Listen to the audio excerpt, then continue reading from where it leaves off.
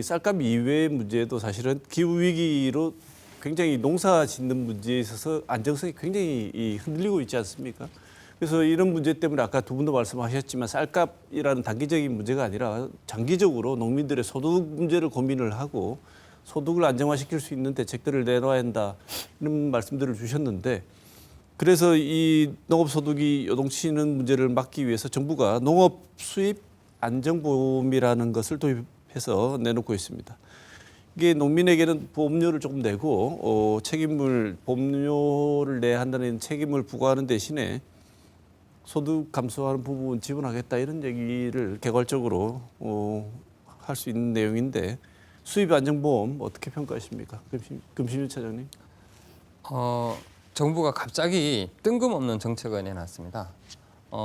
농업 수입 안정보험과 관련해서 뭐 전문가 토론회 또는 농업인과의 토론회, 공청회 이런 과정이 전혀 진행되지 않은 상태에서 갑자기 이제 제시가 되고 있는데요. 이 안에 뜯어보면 좀 심각한 문제가 있습니다. 뭐냐면 첫째 이 수입 안정보험이 품목별로 가입이 된다는 겁니다. 그런데 해당될 수 있는 품목은 지금 시범사 품목까지 합쳐서 15개 품목 정도가 되는데요. 이 품목에 따라서 지역별로 엄청난 차이가 있습니다. 가령 예를 들면 경북의 주 생산 품목인 사과, 고추 이 수입 안정보험 해당 품목에 들어가지 않습니다. 그래 되면 경북의 농민들은 사과값이 떨어지거나 고추값이 떨어지면 어디로부터 정부로부터 보존받지 못하게 되는 거죠. 그러면 결국에는 지역별 편차가 생기게 되는 거죠. 그리고 이 높은 농민들의 자기 책임 부과율입니다. 아마 지금 20에서 40% 정도 부과가 될 것 같은데요. 이렇게 농업인들의 이 농업 수익이 감소하는 경우는 기후라든가 그다음에 수입 농산물, 정부 정책 때문에 발생되는 거예요. 농민들 의지하고는 상관없이 발생되는 건데 여기에 농민들이 잘못해서 책임져야 될 몫을 20에서 40%로 넣어놓는다는 것은 과도한 부분이다라는 네. 생각이 들고요. 책임을 부과하더라도 너무 과하다. 예, 그리고 실제 품목별로 얼마만큼의 소득이 발생한다라는 데이터베이스가 없습니다. 지금. 네. 예, 그럼에도 불구하고 정부가 수입 안정보험을 시행하겠다라고 하는 것은 설계가 되지 않는 집을 바로 짓겠다라고 이야기하는 것과 같은 맥락이라고 생각합니다. 네. 뭐 전문가 입장에서 보시기에 어떤 것이고 정말 뜬금없는 것입니까? 아니면 농민들 입장에서 그렇게 받아들이고 계신 건지요? 일단 구체적으로 들어가 보면 우려되는 점이 많은 것은 사실입니다. 그 예전에 수량에 대한 재보험의 경우에도 여러 어려움이 있었습니다. 그런데 이제 가격의 보장까지 추가한다는 것은 실무적으로도 매우 도전적인 목표입니다. 그러나 앞서 진행자께서 말씀하신 감축면적 할당이나 햅쌀의 사료용 전환 등과 같은 그러한 정책에 비해서는 이론적 토대도 매우 단단하고 학계에서도 오래전부터 논의되어 온 사안이며 2015년에 이미 품목별 주산지에서 시범 사업을 운영된 바 있습니다. 다만 보험제도나 구조 등 농업인의 수입 안정에 일조함과 동시에 과거의 정책에 비해 효율성을 담보할 수 있는지 여전히 신중한 접근이 필요해 보입니다. 또한 그 2001년에 시범 도입된 농작물 재해보험이 20여 년이 지난 지금 사과에 있어서는 90% 이상, 벼는 60% 이상의 비교적 높은 가입률을 보이고 있습니다. 이를 감안할 때 수입안정보험 또한 정교한 설계와 점진적 도입을 통해 농업인에게 실질적 수입 안정을 도모할 수 있는 제도가 되길 바람하지 않습니다. 네. 농업인들에게 수입을 보장해 줄 수 있는 매력 있는 상품이라면 농민들이 많이 가입했겠죠. 그런데 2022년에 이 수입 안정보험 가입률이 전체 3.2%밖에 되지 않습니다. 예.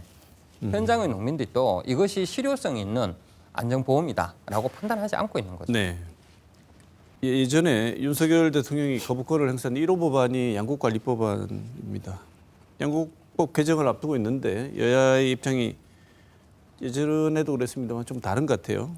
양국법 개정안이 이 바뀌는 방향에 따라서 쌀값에 미치는 영향 어떻게 보시는지 그리고 앞으로 이 양국법 어떤 방향으로 가야 될지 어떤 내용이 더 추가되거나 필요한지 이번에는 김 교수님께 먼저 여쭤보겠습니다. 네, 그 양국관리법의 논란의 핵심은 생산이 너무 많이 되거나 가격이 너무 떨어지면 정부가 초과 생산량 전부를 의무적으로 매입하는 내용이었습니다. 이론적으로만 따지면 쌀값을 지지할 수 있는 매우 효과적인 정책입니다. 다만 무역과 관련된 국제 규범 사회적 합의를 바탕으로 한 국회의 의결, 한정된 예산 등을 고려하면 실행 가능성은 높지 않을 것으로 보입니다. 기존 연구에서 농업 경영인 입장에서는 높은 수입이 예상되지 않아도 쌀 생산에 대한 애착이 높다고는 합니다. 반드시 경제 원리에 따라 움직이지 않을 수 있다는 얘기입니다. 그러나 궁극적으로 농업인이 원하는 것은 적정한 수준의 소득 축구이지 높은 가격 자체는 아니라고 생각합니다. 그래서 계속 반복되는 얘기지만 이러한 양곡관리법 개정에만 매몰되지 않고 농촌을 유지하고 농업인의 소득을 보장할 수 있는 사회적 제도에 대한 고민을 통해 농민뿐만 아니라 전 국민을 설득할 수 있는 과정이 필요하다고 생각합니다. 네. 양곡관리법 어떻게 보십니까? 끝없는 논쟁을 낳고 있는데요.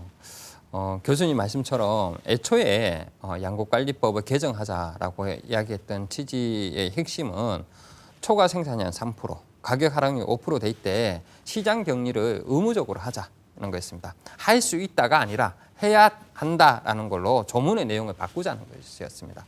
그런데 이것이 대통령이 거부권을 2번 행사하면서 법안의 내용들이 굉장히 많이 변질이 되고 있습니다. 그래서 지금 현재 보면 가격 하락이거나 가격 하락이 우려될 때 격리를 하겠다라고 이야기하는 걸로 그 수위도 굉장히 낮아졌는데요.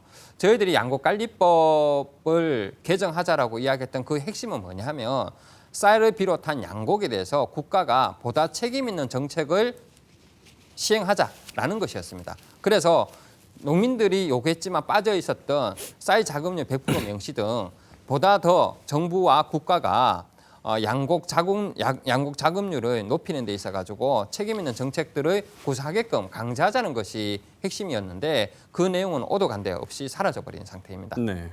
이미 양곡관리법 개정안은 정쟁의 수단이 되어버렸습니다. 한쪽에서는 퍼주기다, 공산주의다, 포퓰리즘이다라고 이야기를 하고 있고 또 한쪽에서는 이제는 그 앞서 말씀드렸던 것처럼 가격이 하락이 될 경우를 이야기한다거나 아니면 연간해서 농산물 가격 안정법, 그러니까 농안법을 개정해서 이제 기준 가격을 설정하고 그 기준 가격에 미치지 못할 때 가격을 일부 보존해주는 방식으로 또 다른 이제 변칙안들이 나오고 있는데요.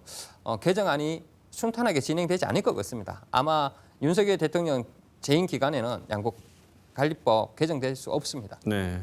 정말 요즘 농사는 다른 무엇보다도 어떤 산업보다도 기후와 굉장히 밀접한 관련을 맺고 있지 않겠습니까? 여기저기 최근에 태풍이나 뭐 미국의 여러 가지 기후를 봐도 우리도 그렇고 정말 기후가 예전 같지 않다는 느낌은 많이 받고 있습니다. 기후 위기 시대라는 게 정말 실감이 되는데요. 이런 시기에 농산물 값이 쌀 이외에도 뭐 배추를 비롯해서 최근에만도 너무 많은 농산물들이 값들이 변동폭이 크고 폭등하고 이렇습니다. 그런데 다른 작물은 몰라도 쌀은 이게 단순히 농민들 생계 문제만이 아니라 우리의 기본적인 식량 안보와 밀접한 관련을 맺고 있는 문제다 이렇게 보고 있는 것 같은데 이런 점에서는 어떤 우려를 하고 계신지 김 교수님 아까 잠깐 짧게 말씀 주셨습니다만 쌀은 다른 작물과 달리 농민들이 정서적으로 맺고 있는 유대가 조금 다른 측면이 있다 이런 말씀을 주셨는데 그게 우리 식량 안보 문제와도 관련되지 않겠습니까? 네, 맞습니다. 그 기후 위기라는 것이 비단 농업에만 영향을 미치는 것은 아니지만 뭐 쌀 생산을 포함해서 다른 농작물 생산 과정의 특성상 작황이 기후의 급격한 변화에 직접적이고 큰 영향을 받게 되고 이에 따라서 공급의 불안정성이 발생하고 이로 인하여 가격이 불안정해지고 있습니다.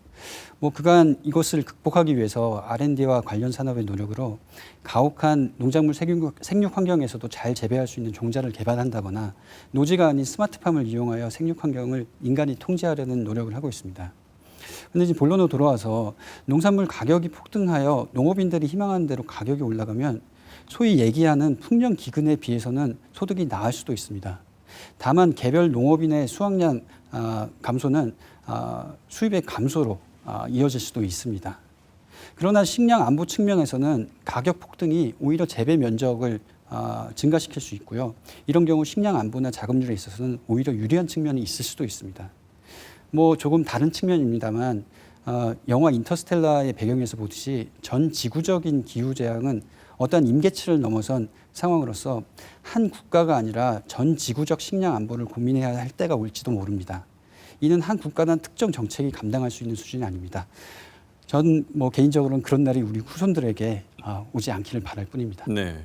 쌀 재배를 유지해야 되는 것 식량 안보와도 밀접한 관련이 있다고 말씀 주셨는데 그런 측면에서는 지금 진행 방향이 좀 우려가 된다. 기후 변화가 있긴 하지만 예. 그 같이 생각하면 어떤 점이 생각이 드시는지요? 가령 예를 들면 정부에서 한 해 쌀 소비량으로 예상하고 있는 게 360만 7천 톤입니다.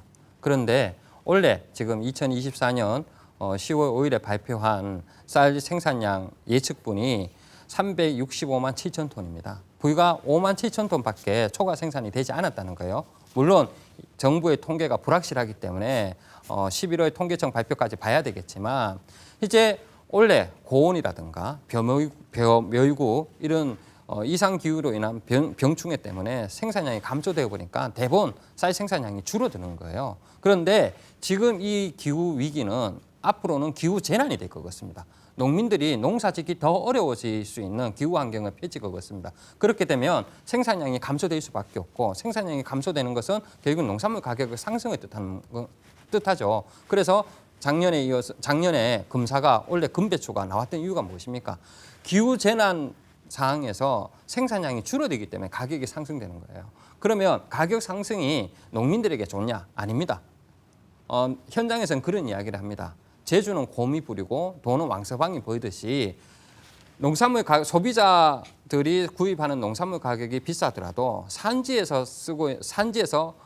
농민들에게 주어지는 농산물 가격은 아주 낮은 가격입니다.